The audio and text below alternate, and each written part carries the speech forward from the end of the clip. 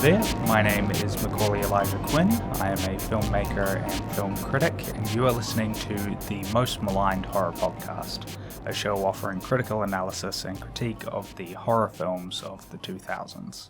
On today's episode, we're going to be discussing the year 2000 film Hollow Man, directed by Paul Verhoeven. Content warnings for this episode for discussions of sexual assault and rape. If those are not topics that you want to hear discussed, then please tune out now. I will be talking about them at length, and I understand that this can be very triggering for a lot of people, and so I will not begrudge you for tuning out now. Good morning, sir. Good morning, Ed. Your team's in early today. Something special going on? Sorry, Ed. You know the rules. If we're gonna move forward, this is the next logical step. I'm ready for you. Are you sure? Positive. Here goes nothing. Sebastian? Are you in here? So, what's it like being a ghost? Ghost or dead? I'm very much alive. Hollow Man is one of the few films that I've covered on the show which I had actually watched prior to starting this whole project. I had watched it about, I want to say 20 years ago at this point. I would have been probably 7, 8 years old, maybe. And I really question my father having allowed me to watch this film at such a young age, because it is definitely not appropriate for a 7 or 8 year old to be watching. So having watched the film that long ago, I remembered sort of the gist of the story. I remembered that it starred Kevin Bacon. I remembered that it starred Josh Brolin. But I forgot a lot of the specifics of the story, of how it plays out. I forgot, for instance, that the first thing Kevin Bacon's character does upon receiving the sort of powers of invisibility is he sexually assaults one of his co-workers. I forgot that he rapes one of his neighbors. I had forgotten his general sort of leering throughout the film, and his aggression as well towards all of the female characters. This is a film about toxic maleness, about toxic masculinity. It is a film about a sort of particular subset of men who see women not as people with subjectivity and with, rich inner lives, but instead as property or as objects, things to be dominated. It's not just a film about Kevin Bacon going mad, as I've seen some critics posit. It is a film that is about the men around him who see what he's doing and do and say nothing. There's a sort of running joke between boys and men, that when given the powers of invisibility, you sort of instantly become a bit of a creep. You start lurking in girls' bathrooms or changing rooms, things like that. And what's really clever about this film is that it recognizes that men don't need anonymity in order to be creeps. Like, the world as it currently is sort of set up, ruled by patriarchy, men can be open and honest about sort of who they are, and will face very little, if any, consequences for those actions. While watching the film this time, I was reminded of another year 2000 film, which we'll not be covering on this show, called Baise-Moi, which is a French exploitation film directed by Coraline Trenty and written by Trenty and the feminist author Virginie Despentes.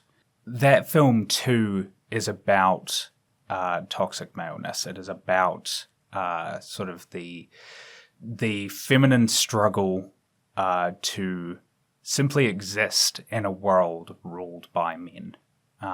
It's a really remarkable film, very, very worth your time if you have the stomach for graphic violence and graphic sexual violence in particular. If those are if those are subjects that you can watch in films without becoming upset, then certainly check it out.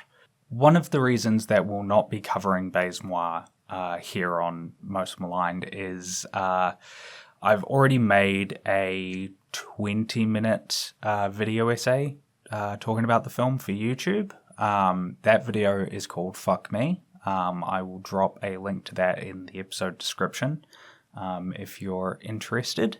One of the main themes of Baise-Moi and of Virginie Despentes' writing more broadly is this idea that to be a woman means facing the threat of sexual violence every day.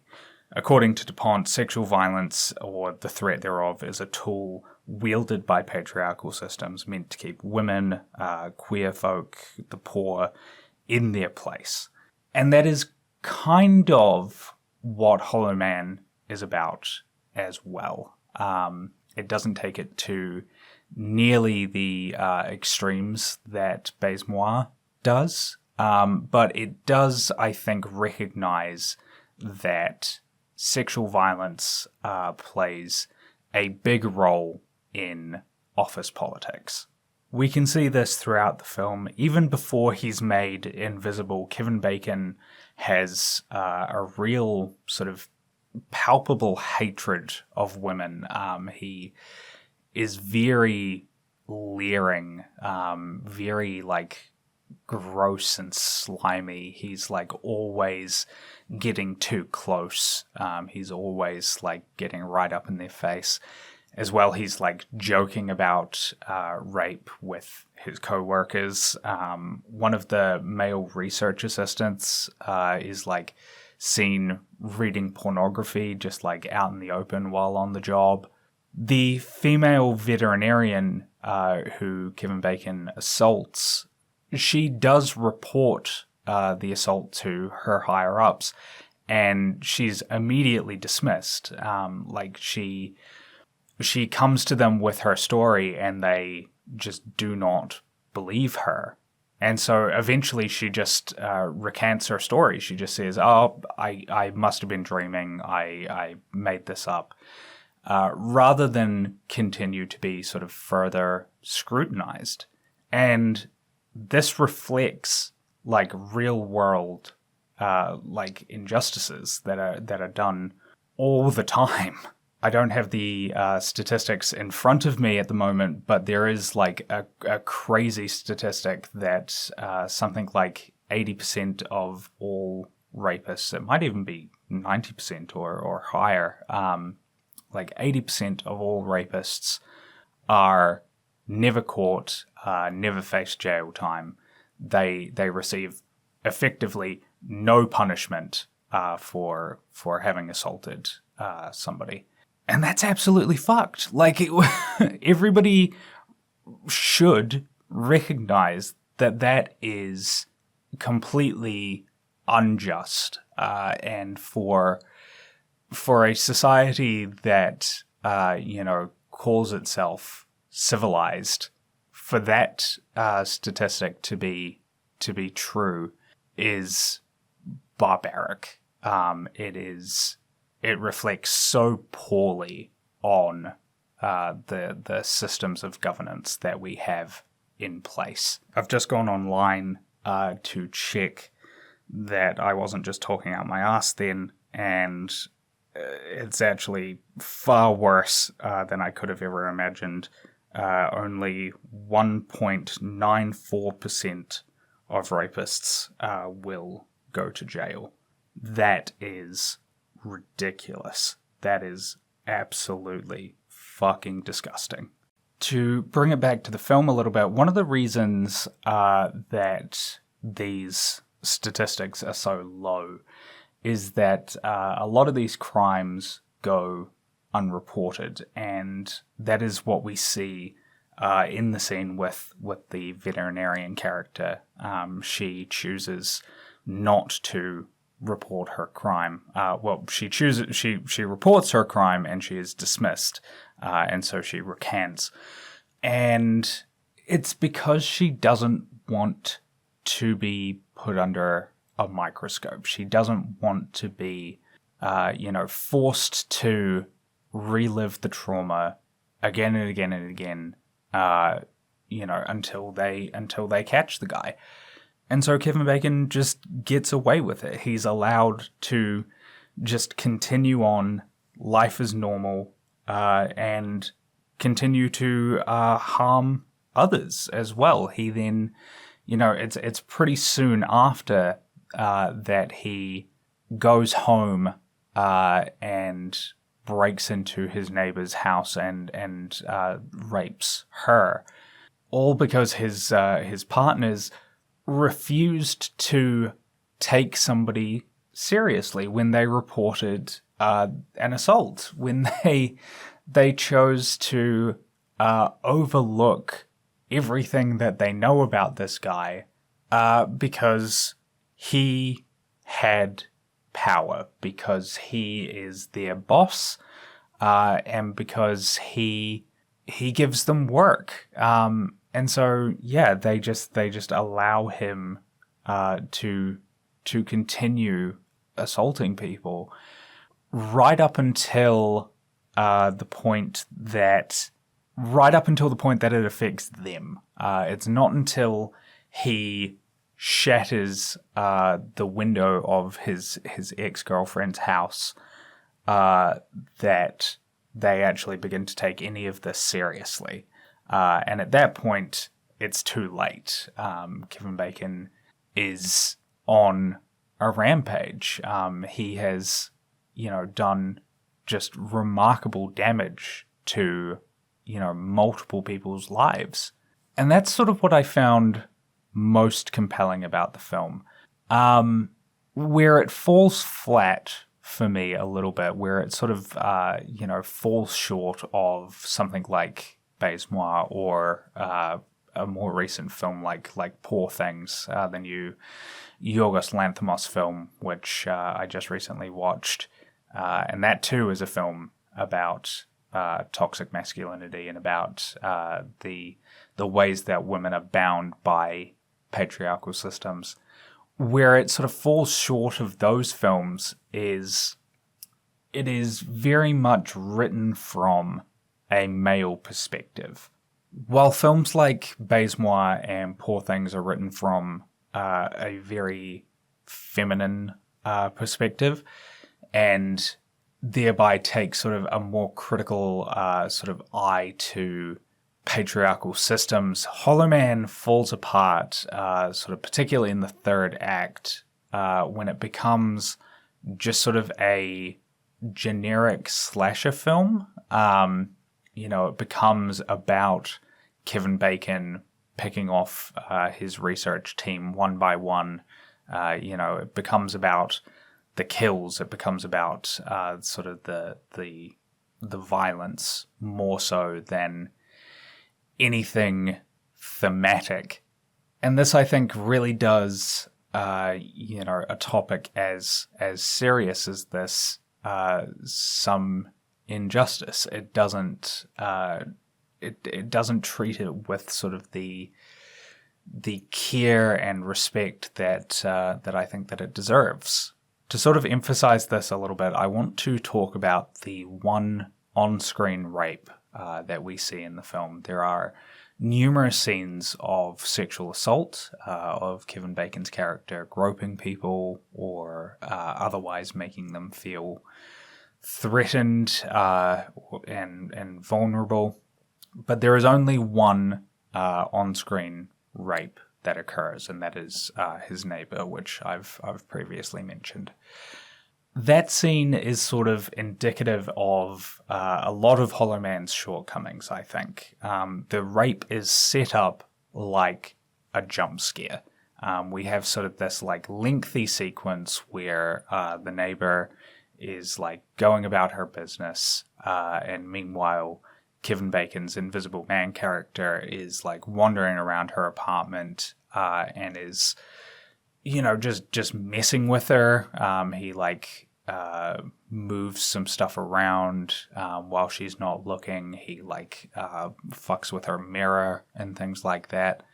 And then it sort of leads into this explosion of sexual violence. And we don't see it. It's not. I don't want to say it's not graphic. What I mean to say is that we don't see any penetration, but the scene is definitely graphic.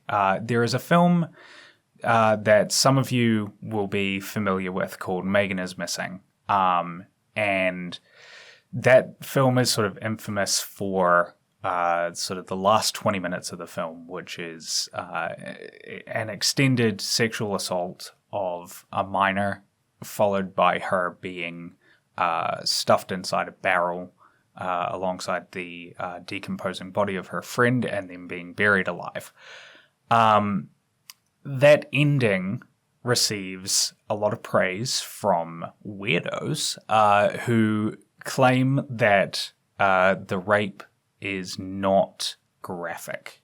They praise it for not being a graphic rape scene, as if a close-up of a crying child is not one of the most graphic images you could put in your film. And something sort of similar happens here in Hollow Man. The scene is cut together. It's a lot of quick shots, a lot of shaky cam. You don't really see any you don't see penetration. You don't see I think any of the woman's sexual organs, but you get lengthy shots of her face screwed up in agony, and her crying out and screaming. And it's horrible. And when you compare it to something like the assault in Baise-Moi, that sort of kicks off that whole film's plot, Baise-Moi is considered to be a very graphic film. And I would say that the assault in that film, despite being longer and showing penetration and things like that, I would say that it is in a lot of ways more tastefully done than the assault here in Hollow Man, because it's not aestheticized.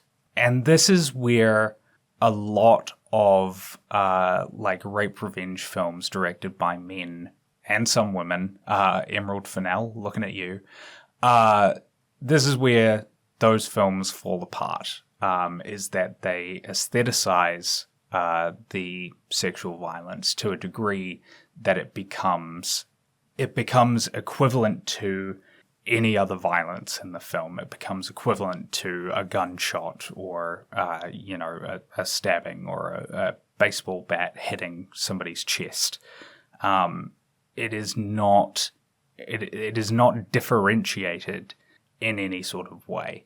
And yeah, you compare it to something like Baise-Moi, where the sexual assault, the rape that occurs is not aestheticized.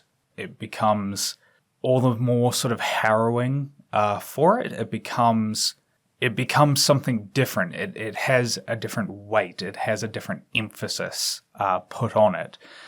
And you then compare that to sort of the gun violence that occurs in Baise-Moi, and it is very aestheticized.